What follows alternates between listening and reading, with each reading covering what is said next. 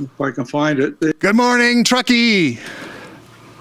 And a fine morning it is. It was a short spring, but we're back into the snow time. Guess that's good. We're going to get a little more this week. I'm Jim Porter. I'm your host and MC. This is sponsored by the Truckee Chamber and Lynn Saunders to my left and Melissa Williams and their whole crew, and we appreciate that.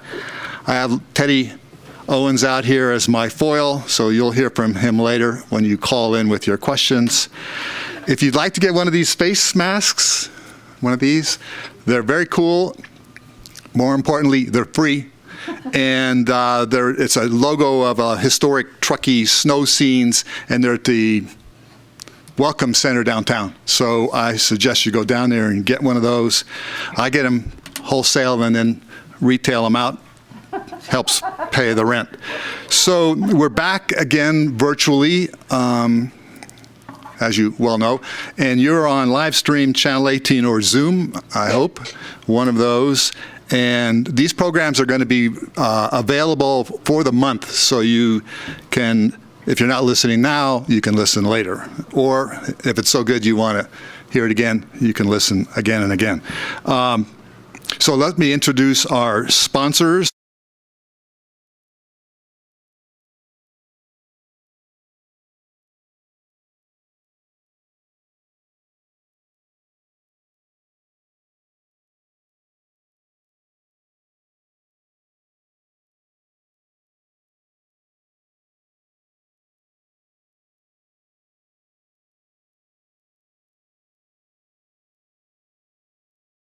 So we'll skip over our committee members. You know who they are.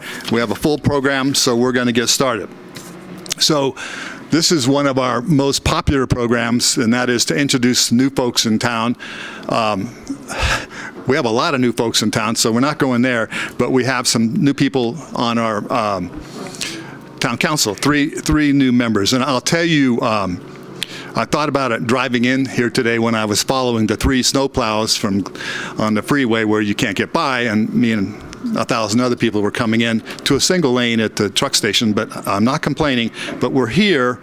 And the words, I was thinking about how to describe these council members, and here we go. I actually wrote it down. They're unbelievably community-minded, totally dedicated to the community, very talented. They're experienced, they're hardworking. These people put in the hours, you have no idea. They're just what you want to have on a town council. So, now I have a matter coming up tomorrow before you all. No, that's right. I don't do that anymore. So, we have the 3 new council members. They're going to go in sequence, and then we'll take questions afterwards. So you can text your questions, I guess it is, and it should be on your screen, and I have a telephone number here, 412-3719, okay? So the first speaker is our vice mayor and high vote getter, Courtney Henderson. So that's cool. Then we go to Lindsay Romack. Oh, wait a minute. Romack. Would that be the famous radio personality Lindsay with an A? It would be. And then Jan Zabriskie, our vice mayor and former chair of the Planning Commission, and to his credit, a retired lawyer. So I'm hoping to step into his shoes in that regard. So Courtney, why don't you go first? Take it away. Thank you. Thank you very much. Good morning, everyone. I'm Courtney Henderson. It's a pleasure to be here today. I want to thank all of our sponsors for having us and just giving us the opportunity to talk with you all today. Ready for help. So with that, let's move right in. I do have a few slides. A little bit about me. We were asked to just give a little bit of a background on us. So I grew up in upstate New York in the tiny rural town of Volusia. It's a population of less than 2,000 people. The picture that you see here is me when I was probably about 10 years old or so with my siblings. That was taken at my grandfather's farm. We grew up spending summers on the farm. It was a pretty idyllic Norman Rockwell type of childhood. And when you grow up in a place like this, you come away with certain values, and I want to talk a little bit about those. One is the value of community and our connection to it. Where I grew up, everyone knows everyone. Everyone helps each other out, and it's not because we have to, it's because we want to. We want to be there to support one another. One of the experiences that was probably most impactful for me when I was a teenager was related to our volunteer fire and rescue services. Those were completely volunteer driven. At age 16, I joined our ambulance service, became a certified first responder, and was on duty every month to answer 911 calls. I was one of those rare teenagers who was a bit reluctant to get my driver's license, so my parents would hang out with me on the weekends, and when the radio would go off and I'd get called in, they'd rush me down to the station. Growing up with that sense of community, with that sense of service is something that has really stuck with me my whole life. Another really important value to me is environmental stewardship and respect for the land. When you grow up in a place like this, the land really took care of us. It fed us. My backyard was apple orchards and potato fields. And there were a lot of small farms nearby, small dairy farms, fruit tree farms, and many more. So where does that leave me today? Well, I feel a really strong sense of connection to our community here in Truckee and to our land, our mountains, our rivers and lakes, and all of the things that they afford to us, from recreation, spending time with family and friends, beauty and solitude. And the other picture that you see up here was taken just a couple of weeks ago. In my free time, you can find me out backcountry skiing. Many of you might know that particular landscape. That's the top of Sunrise Bowl, looking out towards Downer Lake and the train tracks. So now, let's talk a little bit about community connectivity here in Truckee. So why is connectivity important, and why am I specifically going to talk about it in relation to infrastructure today? There are 3 key reasons. The first is that this is a council goal, and it's actually our only council goal that relates specifically to the core services and businesses that our town provides on a day-to-day basis. The second reason is that it's really timely. Our town is changing, it's growing, we have different demands on our infrastructure, and focusing on ways to use our infrastructure to connect our community is really critical right now. Third, promoting community connectivity through our infrastructure actually advances other council goals as well. Council goals related to environmental stewardship, reducing our greenhouse gas emissions, and also housing. When you look up community connectivity online, you get a whole host of different types of definitions. A lot of them focus specifically on transit or transit options. I view community connectivity really broadly, and I want to talk about some of the key benefits of a connected community. The first, a connected community encourages improvement and redevelopment while limiting our overall footprint. A connected community means that we have reduced vehicle trips and miles traveled so that we ultimately reduced our greenhouse gas emissions. It means that we're encouraging active, healthy lifestyles for our residents and promoting broader public health. It means we're reducing adverse environmental and health impacts associated with sprawl. Ultimately, I think that we need to be promoting projects that really have high levels of community connectivity. So with that, I'm going to highlight just a couple of key projects that the town is working on right now that really advances this specific goal. So the first is West River Street. I'm going to talk about that one pretty briefly because it's been to council several times, and for those of you who follow it, I don't want to inundate you with too much information on that one. I'm going to talk about the Trout Creek restoration and road extension through the rail yard. And then I also wanted to mention our new library. The second half of the discussion today is going to be devoted to the vision for a new library.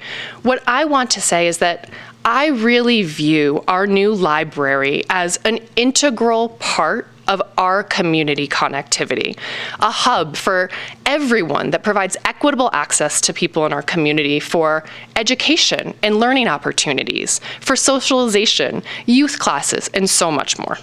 So you'll get to hear much more about that during the second half of the discussion today. Let's talk a little bit about West River Street. You have 2 images here. The first, you can see that I've circled the future park site, and I'm going to talk a little bit about that, and then also just kind of drawn in a line to orient you along West River Street. This project has a lot of different components that really advance our goals around community connectivity. So of course, probably the crown jewel is the future park site. And the image here is really the vision for what that is. It includes different seating and viewing areas, optimized pedestrian and bicycle access and connectivity, a future pedestrian bridge across the river to actually connect to the future legacy trail development and the extension of that trail, all kinds of native landscaping. So just imagine going to this park, biking or walking down, meeting your friends and family, kids running around everywhere. That's a vision of our community that I think we can all embrace. It also includes several streetscape improvements, so things like sidewalks to improve that pedestrian access, utility undergrounding, and enhanced parking options.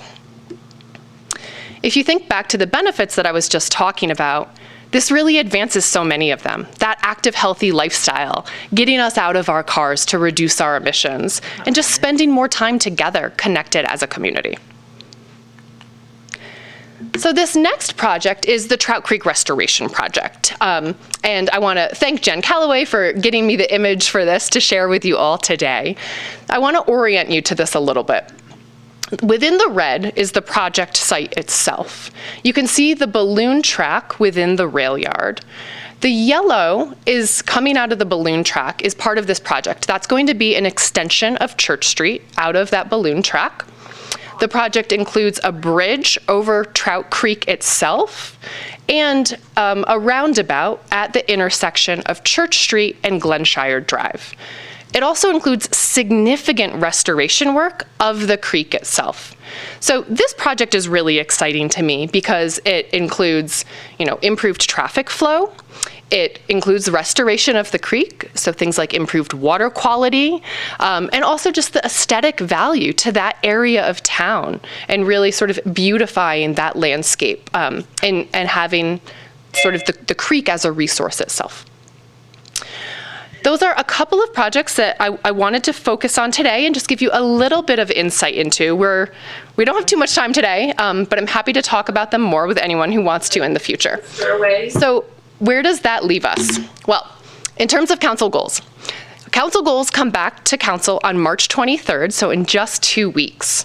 This is the way that our council envisioned this goal during our 2-day goal setting session. It's to invest in key infrastructure and community connectivity, including the new library, bike trails, and transit alternatives.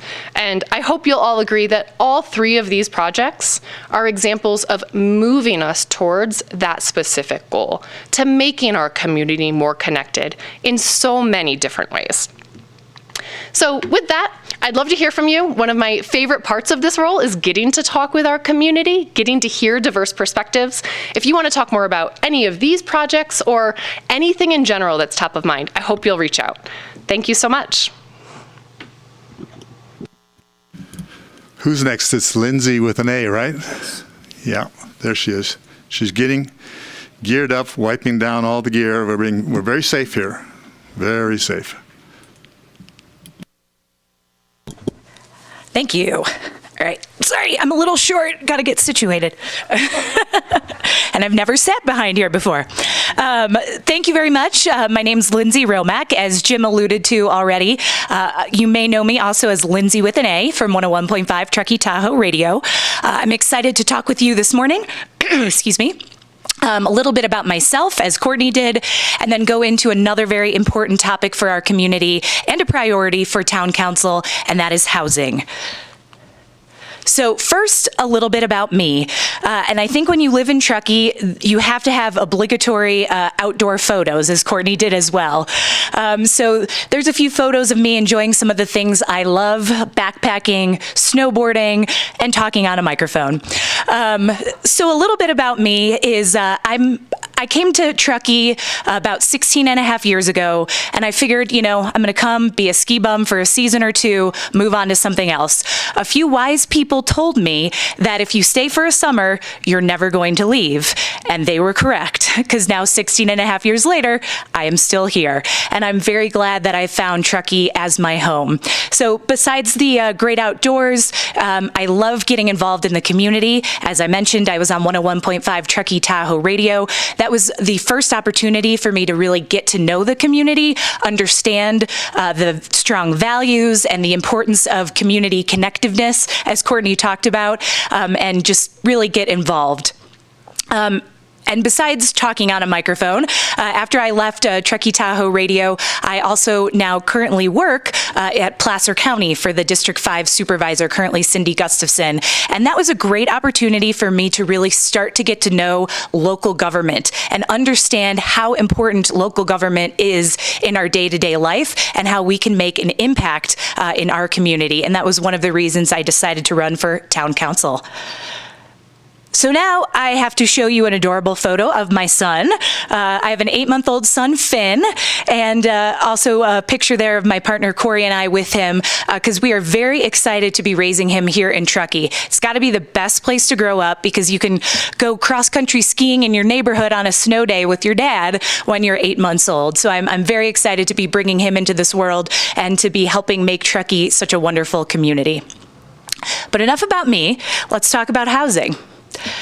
So housing, we know, is a very important issue right now in Truckee. And kind of as Courtney touched on, it's one of these components that really fits into a lot of things because having our local workforce live here leads to a stronger community, a healthier environment with lower GHGs and other environmental perks, as well as a vibrant local economy because we can support our local businesses.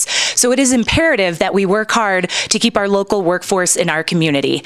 And on this slide, I have a few pictures of some houses and some apartments and condos here in Truckee. A few of them are actually places that I've lived in because I went back and calculated in the 16 and a half years that I've lived here, I've lived in 11 different houses with 17 different roommates and I think 5 different dogs. So I understand some of the challenges. Thank you. It's for the dogs, I think Jim was clapping for. But I understand a lot of the challenges that we face and we continue to see those challenges grow. And housing is a priority for our town council this year, but it's been a priority for the town for a while. In fact, in the last 15 years, the town has deed restricted 427 units and has helped 58 people be able to purchase homes through the down payment assistance program. But since the town council has really made housing a bigger priority, in 2019, town council allocated additional resources and staff to create a housing division, and then town council, we continue to prioritize housing. This allows the town to be even more proactive instead of just reactive. So this next slide, I want to thank Shauna Doherty, our housing coordinator with the town of Truckee. And it really speaks to, as we all know, there's no silver bullet. There's not one solution that we're going to be able to do and house all of our local workforce. So partnerships are incredibly important. Working with Placer County, Nevada County, the Mountain Housing Council, the school district, the hospital district, Contractors Association to really work together to come up with solutions. Then you have programs as well. Measure K was passed in November overwhelmingly by the voters, and this gives us some funding to be able to really look at innovative programs like the long-term rental grant program and the ADU program, which I will speak to in a moment. And then funding. I mentioned Measure K, which is fantastic because it is a local source controlled by us here locally, but we also get federal, state grants, and other resources that we can. And then finally, policies is on there as well. There are many policies that Truckee has in place already to create affordable housing, including the inclusionary housing policy, density bonus, and workforce housing ordinance that requires housing in commercial projects. So now I just wanted to briefly speak to a few of the projects that are going to be coming online this year, which is very exciting. All these projects are under construction now. The Truckee Artist Lofts, they just finished their pre-application process and received 122 applications for 76 units. That is expected to be open this spring. Frishman Hollow 2 and Coldstream Commons are expected to be completed later this year. That's 192 new affordable units available to our community this year, which I think is very exciting. But besides just building new units like that, we also want to look to our already existing neighborhoods. Again, this speaks to a healthy environment. If we can put people where we already live, that's going to help. And so one of the ways we do that is accessory dwelling units. The town started an ADU program to help people work through the process of how to build and permit ADUs. And just in January, our town council approved a new incentive program with grants and loans to help incentivize folks to build new units on their property, or if you already have a unit on your property that maybe is unpermitted, this will allow you to more easily bring it into compliance. And the goal is to have 25 new permits this year, 9 of them deed restricted, and I think we're well on our way already. And if you are interested in being part of the solution and creating an ADU on your property, there's a free webinar this Thursday from noon to 1, and the town will be putting that on. Great opportunity to learn more. And then our long-term rental grant program. This is a really cool, innovative program to incentivize homeowners to rent long-term. So maybe it's property owners that normally would short-term rent their property. This way we're encouraging them, hey, let's house our local workforce. Folks that are interested can rent their home for a 12-month period to a local who works within the Tahoe Truckee Unified School District boundaries, and has to make 120% of area median income or below, which right now for one person is about $77,000. Currently, there are 12 properties that are already rented in the program, 3 more coming online soon, which is fantastic, and our goal is 25 by the end of June. And again, if you're a homeowner who's not using their property and you'd like to learn more, we'd love to talk to you. And if you would like to learn more, you can visit the Town of Truckee's housing page. It's got a lot of great resources about the accessory dwelling program, about the long-term rental grant program, some of these other projects as well. It's a very exciting time. I'm very excited to be a part of this town council. Again, that we're putting housing as a priority, and I think we're going to come up with some even more great ideas in the years to come. So thank you very much for this opportunity, and I appreciate talking with you and hearing what questions you might have. All right, we will hold those questions. Lindsay with an A's mom is Sharon Romack, who's the head of Sierra Senior Services. So the community mindedness runs in the family. And I have to stand corrected. I seldom make mistakes, but Lynn miswrote my script, so certainly it wasn't my fault. But Jan is not yet vice mayor. Courtney is. I introduced her as vice mayor. You can't have 2, so she's vice mayor. Our last speaker is Jan Zabriskie. And take it away, Jan. Thank you. I want to thank the Chamber for giving us this opportunity to speak. After listening to Courtney and Lindsay, I'm reminded of what an honor it is to be serving on the council with them. I want to share some personal background with you and then describe the importance and status of the update to our town's long-term general plan. I was born and raised the third of 4 boys in Southern California. I first saw this part of the Sierra Nevada when I started going to a summer camp at Sawmill Lake, which is just over the mountain from here. My first impression of Truckee is from the mid-1950s. It was the view of Donner Lake and then the town as my father drove us down the highway from the pass. It is the tall chimney, billowing smoke from a sawmill in town that still stands out in my mind's eye. After high school, I spent summers fighting forest fires for the state and the mountains north of here in Butte County. After college, I joined the Peace Corps and worked with subsistence farmers to increase their cattle production in a river valley in Colombia. Upon returning to California, I worked for 8 years as a desert botanist at a University of California Desert Field Station. I obtained a graduate degree in biology and then went to law school in Sacramento. My first law job was as a legal advisor to the Nevada Public Service Commission, where I worked primarily on energy regulation and telephone deregulation. I returned to California, married my wife Louise, and started working in complex business litigation out of my firm's office in Sacramento. I was primarily representing land developers and home builders, along with farmers and other businesses. I eventually left private practice, became Deputy Attorney General for the state, where I started out prosecuting cases of fraud on the government. I finished my legal career representing natural resource agencies, including the one I had fought fires for 4 decades before. One of my last cases, which I continued working on after moving here 10 years ago, was obtaining approval of the Truckee River operating agreement, which has strengthened environmental protection of our local reservoirs and riparian systems. I ran for town council after having provided pro bono legal services for clients of the Sierra Community House, volunteering with the Truckee River Watershed Council, serving on the Planning Commission and the General Plan Advisory Committee, and most importantly, after seeing how passionate and committed the members of Truckee are to our natural environment and our community. So I share these experiences to help you understand what motivates me as a member of our council. Now I would like to turn to the town's general plan update so you can appreciate how important it is and how important your involvement in this planning is for our future. The town's general plan is a long-range plan that guides the decisions of the town's planning commission, the council, and the town staff over the long term. Our current plan was adopted in 2006. It's set to expire in 2025. Town government and a general plan advisory committee made up of about 18 of our residents have been working on the current update since 2018.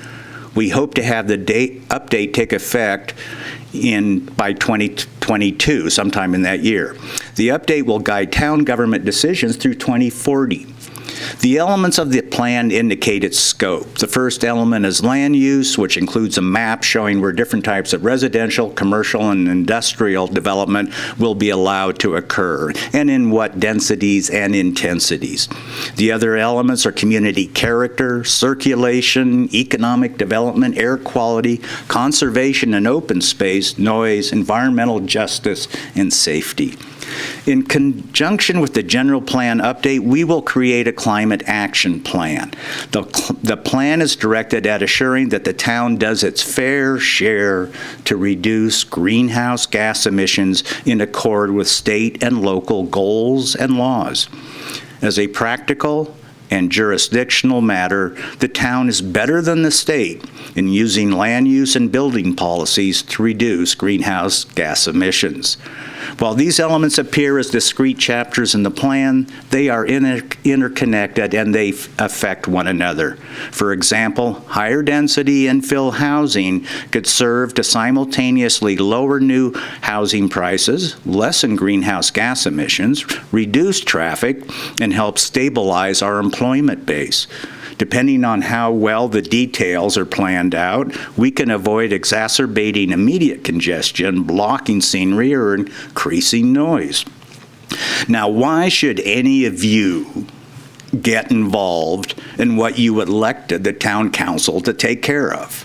Well, first, if you have ever encountered traffic in Truckee, experienced a population explosion or economic recession, or worried about wildfire safety, you should be interested in what the town plans to do about these issues through long-range planning.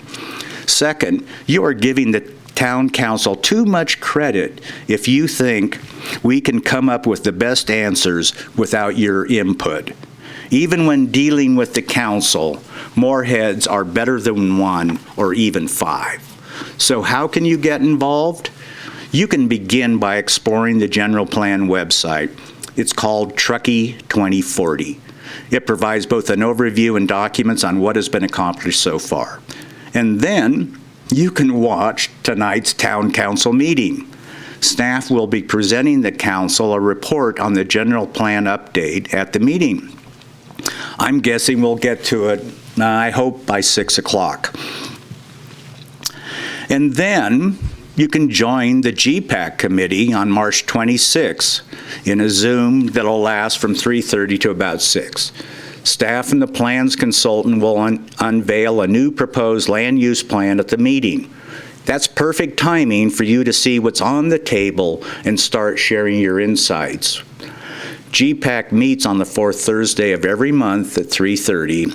Please, I hope to see you participate.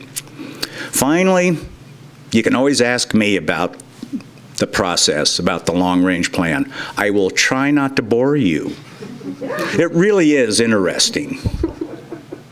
So thank you to the Chamber for inviting me, Courtney, and Lindsay to speak this morning. It's a pleasure to see you virtually and speak with you. Thanks. All right, thank you to all three of our speakers. And guess what? These are professionals. They stay within their time limits, and I very much appreciate that. You have no idea, especially with Zooming, and I can't tell somebody out there that's speaking that's going on and on and on. I'm going like this, and it doesn't work. So thank you very much. We have time for questions. Teddy? Would you guys like a softball question, or do you want me to start off with a real Hardball. hardball? Hardball. Hardball. Okay, I'm not going to do it. Each of you is fairly new to the council. Is there anything that has surprised you or something that you did not anticipate? Start with Lindsay. Anything surprise me or not anticipate? You know, to be honest, I'm trying to think. You're making me think this early, Ted. I haven't finished my first coffee yet. Wait till the next question. Okay. This is the softball? No. Something that's just been really fantastic is the staff and how engaged they are, how much knowledge they have, how willing they are to work with all of us. I know talking to some of Councilmember Pallavi, he said, I text some of them in the middle of the night and they'll get back to me when I first came on board. And I haven't done that yet, but it's just been really great how much they are here to help us and get us up to speed since we do have a fairly new council. I would say nothing totally surprising, but similar to Lindsay, I'm astounded and amazed at how engaged our community is as well. I mean, we saw this particularly throughout the past 12 to 18 months, just engagement ticking up. And, I think our local government really works best when our whole community is really engaged. And it's been great to see all of the public comments in by email, text, by phone, to have a lot of conversations with constituents. I think all of us can probably say, we did a lot of that during campaigning, and that hasn't lessened up, and that has been hugely rewarding.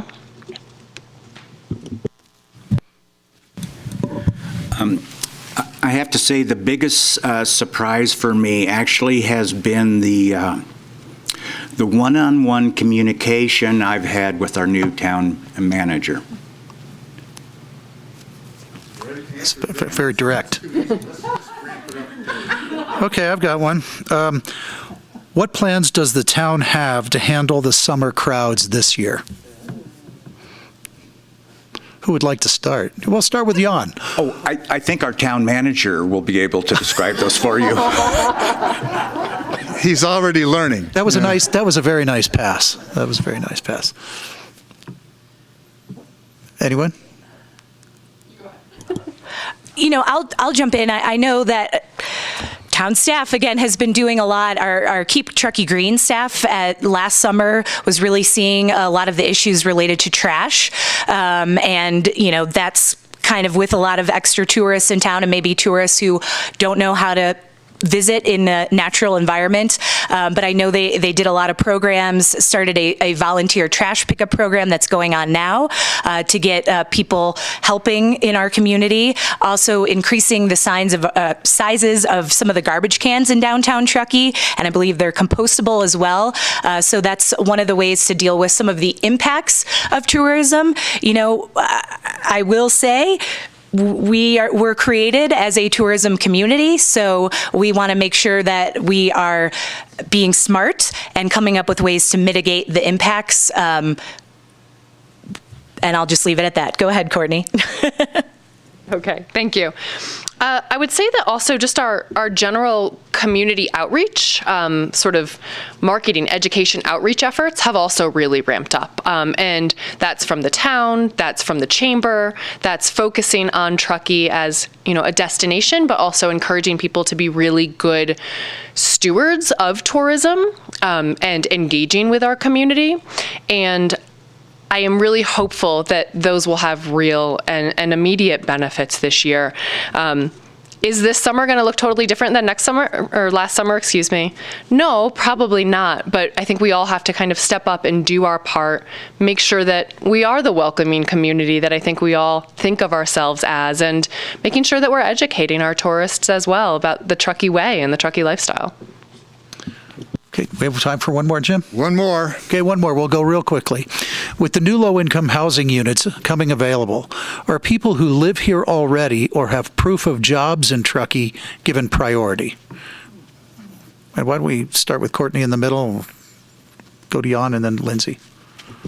Yeah, I was going to say, I would actually love Lindsay to weigh in on this one and sort of lead this one because her expertise really is around housing. There's a lot of work being done, and Lindsay already alluded to it, to make sure that our local residents are being given priority. But I'll let you talk about some of the specific mechanisms if you're okay with that. Definitely. So the Truckee Artist Lofts, as I mentioned, there was a pre-application process. So that is folks that live and work in our community. For some of our different housing projects, our different programs, there are many different opportunities to house various types of our local workforce. So again, they are really intended to house, yes, the people that already live and work here and work some of our very important jobs. I will also speak to the 3 housing projects I mentioned. Those are all for folks making 80% of area median income or lower. So that is, I believe, $68,000 for a family of 4. So those are really created for our local workforce that needs affordable housing. Sorry. Yeah, Coburn Crossing was a brand new experiment for the town. It showed the town leadership in establishing that as workforce housing. So in a sense, that's a town limited program. The others, Hennis Flats, Frischman Hollow,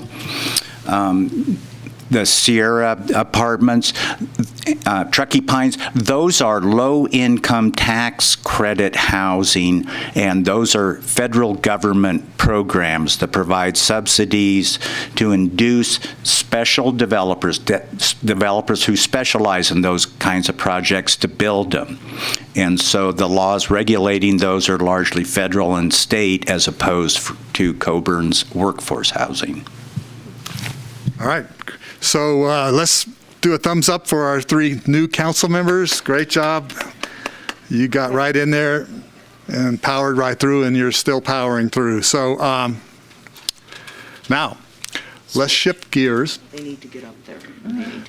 We're going to shift gears and physically shift gears as well and change seats. So in the meantime, I will start introducing our next presenters who are, I'll paint the picture here. They're walking quietly and softly up to the dais. No one is touching anybody else. We're staying socially distant. Kathleen Egan is particularly familiar with the seats and apparently is insisting on seating in the mayor's seat. Of course, we all know she's our first mayor and probably our most popular and well-liked citizen. I'll get that out. And I don't even need any favors from Kathleen. So But I will tell you a story. I've probably told you already that the day that the town voted for incorporation and elected Kathleen as the mayor, we all convened for the first time around a small table at Donner Lake. There are about 15 of us. And Kathleen says, in my mind, infamously, she says, "Well, now what do we do?" Yeah, so they rolled up their sleeves, and here we are. So we're going to hear a presentation now on our new Truckee Library. And let me tell you, this is no Leave It to Beaver old school library, the kind that, where you work with in the back room quietly and whisper and everything. This thing is powerful. It's got a lot going on. It's a community center, and you're going to hear more about it. And when these folks, our presenters, get done, I hope you'll reach into your wallets and spring some dollars. So our speakers are Louise Zabriskie, and yes, I told you the family is very dedicated to the community, both Louise and Jan. And then Kathleen Egan, why don't you, and they're from Truckee Friends of the Library. It's all yours.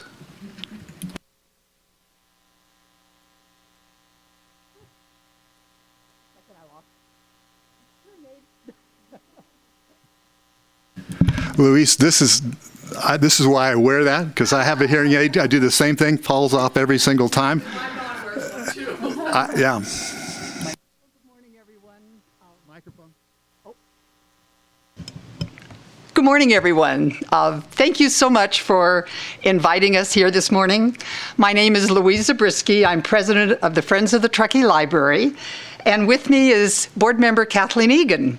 And we are very excited to share our Library Up campaign with you. Why a new state-of-the-art, spacious library is essential to the civic health and well-being of our vibrant community. We hope that you'll be as inspired as we are about a new library for Truckee. Now, okay, does this...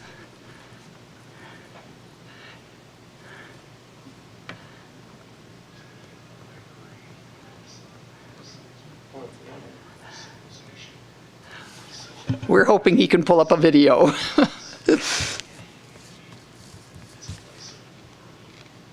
With this?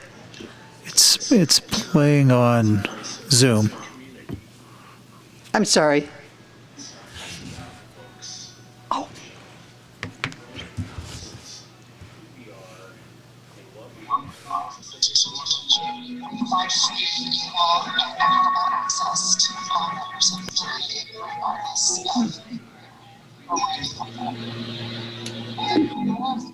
One of the most interesting things I've ever seen is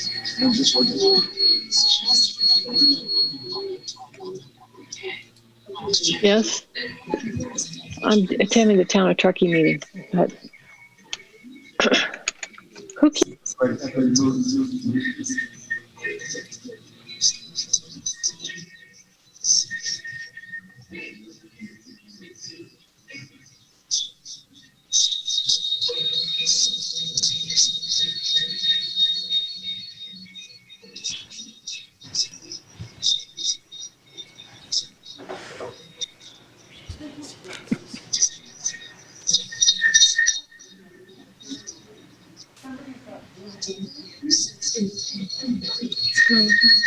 So if anybody listening in has their Zoom open, please mute it, please.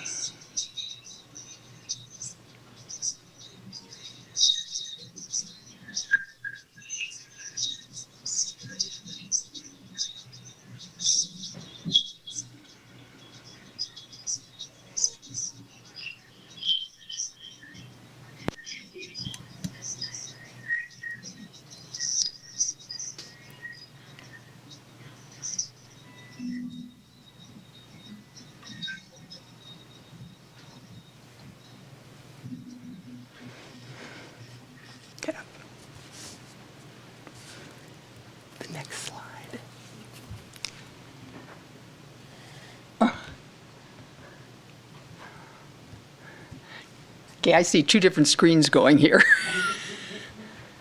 All right, our library was built in 1976 when we had a population of about 2,000 people.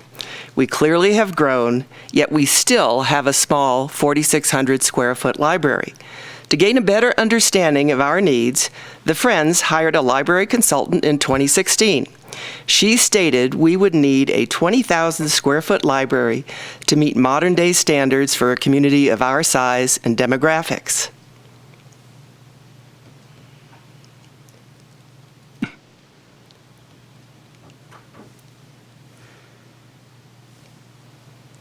Oh, sorry. They're different. We don't begin to have a space to meet our community's needs for services and programming. We need a welcoming place to gather and explore, to share and connect. Modern libraries truly build community. We need a new library now. So what are other small towns doing? Two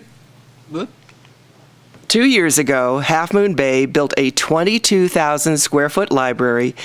That's in a town smaller than Truckee. It's a welcoming, inviting, it draws people in. You can just imagine being in this library, this building. Steamboat Springs, a mountain community, tourist community just like Truckee with a population under 14,000, has a 35,000 square foot library. When this library was built, it truly transformed the community. Everyone wanted to be in that building. They have up to 1,000 patrons a day using that library on average. Modern libraries truly are vibrant hubs of activity in communities. These are just two examples that help us imagine the possibilities for Truckee. Our children need an exciting, engaging place for the array of programs that are offered, but where no one will be turned away due to lack of space. We don't want our teens to age out of our library. Teens need a designated area that provide places to study, collaborate on projects, or maybe just hang out with their friends. Today's libraries build the very social fabric of communities by providing places for people to meet in groups both large and small. We need space for computers, for research, study, and classes. We need the capacity for new cutting-edge technology, broadband, and training for all who seek it. And it's all free. A significant portion of our community earn less than $35,000 a year. Libraries today, more than ever, are essential institutions as they provide free, inclusive spaces for all members of our community. This really is an equity issue. Our Chamber of Commerce refers to growing our own as providing opportunities for locals to thrive in the place they love. Some of our special districts see this new facility as an ideal central location for job promotion with adequate space for job training and certification classes. We are really making progress in this effort. We have secured a 2-acre site at Regional Park for the new library, and conceptual design work is underway. We will soon be able to share that with you. We're very excited about it. We want you to know, too, that community input has played an essential role in developing this initial design. Community support is growing for a new spacious library. Many are demonstrating their commitment to this new facility by donating $1,000 to become a Library Up luminary. To date, we have over 90 individuals and families who have made this investment. Money raised from this program is earmarked to help startup development costs. But more importantly, the luminaries dramatically demonstrate to elected officials and future very large donors and grantors that this community is serious about and invested in wanting a new library. I'd like to make a special thank you to our partners and supporters. And to learn more about our new library plans and the Luminary program, please go to our website at truckeefol.org. Again, truckeefol.org. And also, if you were not able to hear that video, you also can see it again on our website and listen to the script if you could not hear it. Also, sign up for our monthly newsletter and keep up to date on our Library Up campaign and how you can help. Thank you again for joining us this morning, and let's see if there's any time for questions. No questions? Oh, I thought you said no to questions. Just two. Number one, what is the funding plan? That's a very good question. We figure there are going to be three primary funding sources. One, we hope, will be the county. Partial funding you'll see for the startup development. Oh, sorry. I'm just so used to wearing it. Startup development costs would come from the luminaries, but the big chunk will probably come from capital campaign. We fully expect to have a capital campaign, and in all honesty, we probably will be going to the voters to have their approval of a parcel charge of some sort. Santa Cruz County is we find that this is what's happening with regard to developing new libraries throughout the state. Santa Cruz County is a great example. They not only have a quarter-cent sales tax, such as Nevada County does, in order to fund their library system, but they also have a parcel charge that's funding two brand new libraries, one in Capitola and one in Aptos. So we're probably looking at that type of situation for the primary funding sources. Thank you. And one more. This one's interesting. 20,000 square feet is what you're planning to meet the current need, is what was heard. Will this be designed in a way to lend itself for expansion to meet future needs so we don't repeat the same mistake we made with the first library?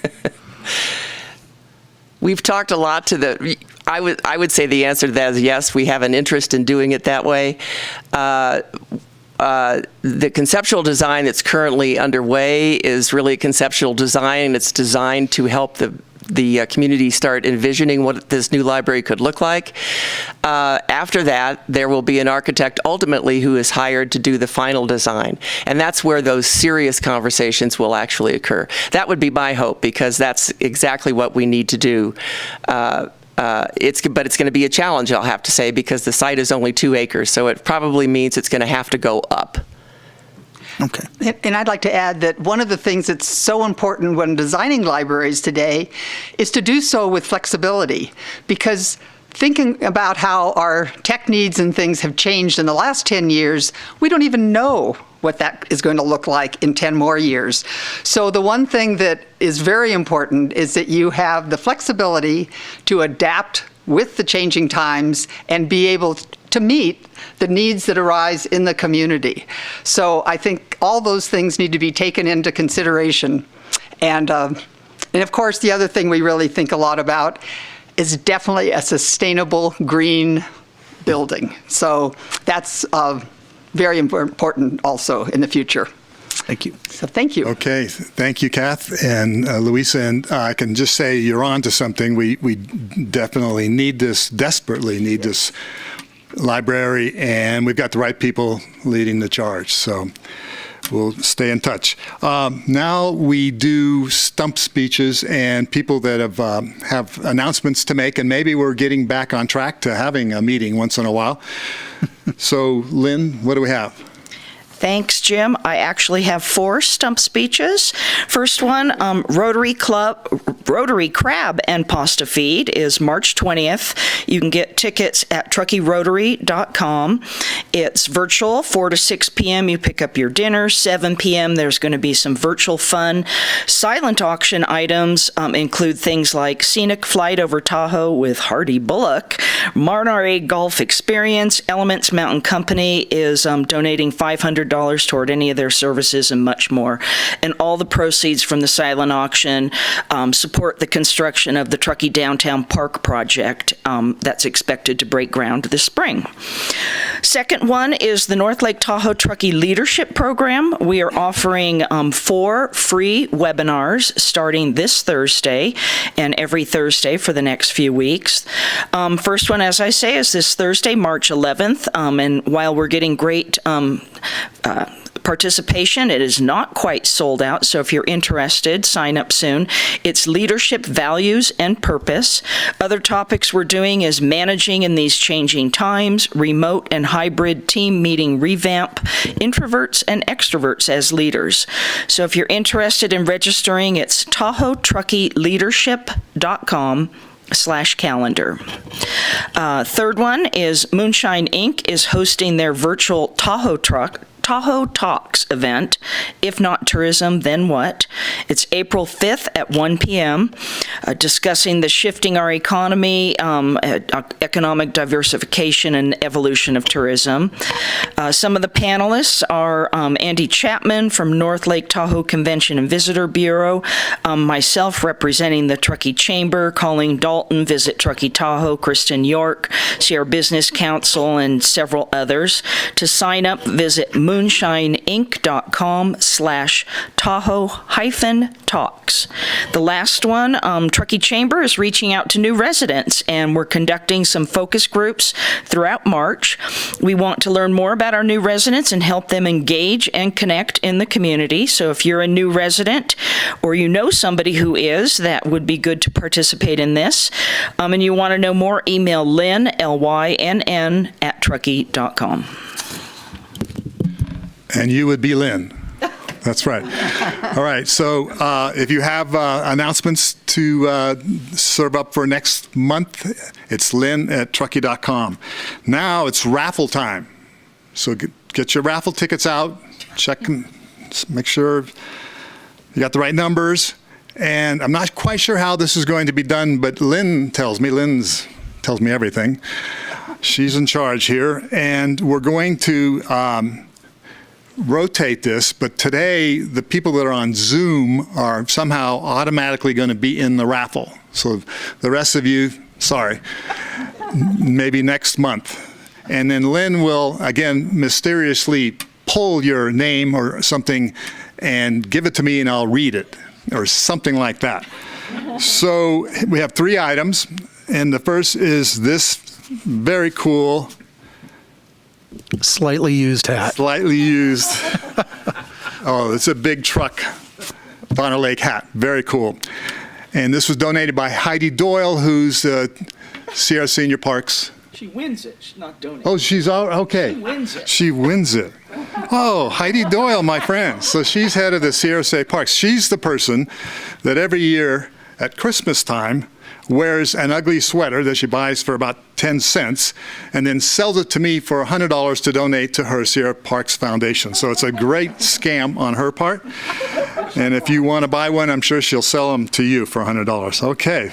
Oh, okay. I know the next winner. So the next one, the winner of $10 at Wild Cherries is one of our favorites, Phyllis McCon. Phyllis. Tahoe Truckee Community Foundation. Married to Rick McCon. Yeah, great guy. And number 3 is a $10 certificate for the station, which is, it's near where? It's on West River Street. Yeah, I don't think I've been there. And this is Deirdre Henderson, who's Courtney's mother-in-law. So, or did she win it? God, I got it all backwards. I thought these were the donors. So we're going in-house here, Courtney. Your mother-in-law just won this, so there you go. You have to report that. Yeah, you have to report all of this. Is that $99 or less? So I think that's it. Thank you very much. We know you have other things to do in the morning, and we appreciate you being here. We'll see you next second Tuesday. Yeah. Bye-bye. Perfect.